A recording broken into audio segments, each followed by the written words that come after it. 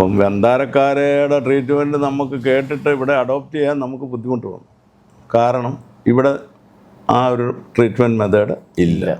ഇവിടെ ഉപയോഗിക്കുന്നത് ആനയുടെ ഇൻറ്റസ്റ്റൈനിൽ ഇൻഫെക്ഷൻ വരാത്ത രീതിയിൽ ആൻറ്റിബയോട്ടിക് കൊടുക്കുക, ആനയ്ക്ക് ആവശ്യത്തിനുള്ള ഫ്ലൂയിഡ്സ് കൊടുക്കുക, വൈറ്റമിൻ കൊടുക്കുക, കാൽസ്യം കൊടുക്കുക, കുടലിലെ മസ്കുലർ ആക്ഷൻ കൂട്ടാനായിട്ടുള്ള മെഡിസിൻസ് കൊടുക്കുക. ഇതൊക്കെയാണ് നമ്മുടെ നാട്ടിൽ ചെയ്യാറുള്ളത്. വെള്ളം കൊടുത്താൽ ഇങ്ങനെ റെക്റ്റം വഴി വെള്ളം അകത്തേക്ക് പമ്പ് ചെയ്താൽ കുടൽ പൊട്ടാൻ സാധ്യത, അങ്ങനെയുള്ള പല കാരണങ്ങൾ ഉള്ളതുകൊണ്ട് ഇവിടെ ആരും അത് ചെയ്യാറില്ല. അപ്പം ഞാനും ഓർത്ത് ഈ വന്താരക്കാരെ കൊണ്ടുവന്നാൽ ഇവിടെ ആ ട്രീറ്റ്മെൻറ്റ് ഇവിടെ നടത്താൻ ബുദ്ധിമുട്ട്.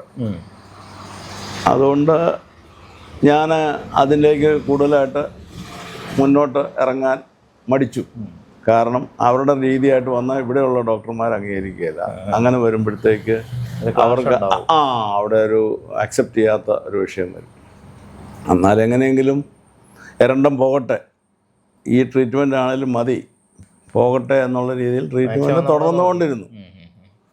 തുടർന്നുകൊണ്ടിരുന്നെങ്കിലും എരണ്ടത്തിനെ കുറിച്ച് നമുക്കൊരു ഐഡിയയും കിട്ടുന്നില്ല. ഇത് എവിടെ എത്തി? ആന കുറച്ച് വെള്ളം കുടിക്കും, 10-15 കൈ വെള്ളം കുടിക്കും, തീറ്റ കൊടുത്താൽ അങ്ങനെ തിന്നത്തില്ല, വായിലോട്ടിട്ട് ചവച്ചിട്ട് തുപ്പിക്കളയും.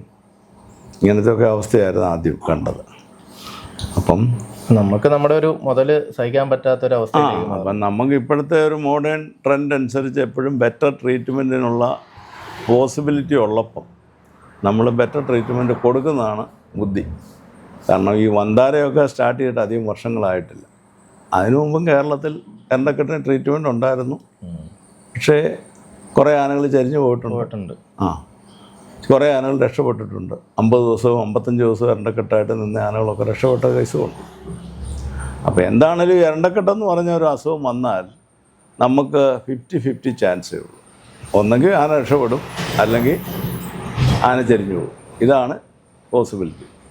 അപ്പോൾ ആ ഒരു പോസിബിലിറ്റി ഉള്ളതുകൊണ്ട് നമ്മളെ മനസ്സെപ്പോഴും പറയുന്നത് എന്താ, ഒരു നല്ല ട്രീറ്റ്മെൻറ്റ് കൊടുക്കാൻ. അപ്പം അതിൻ്റെ ഭാഗമായിട്ടാണ് നമ്മൾ വന്താരയിലെ ഡോക്ടർമാരെ ഓഗസ്റ്റ് 15 അല്ലെ 16-ാം തീയതി അവരിവിടെ എത്തി. 16 തൊട്ടിട്ട് ഏതാണ്ട് 24 വരെ അവരുടെ ട്രീറ്റ്മെൻ്റ് ആയിരുന്നു.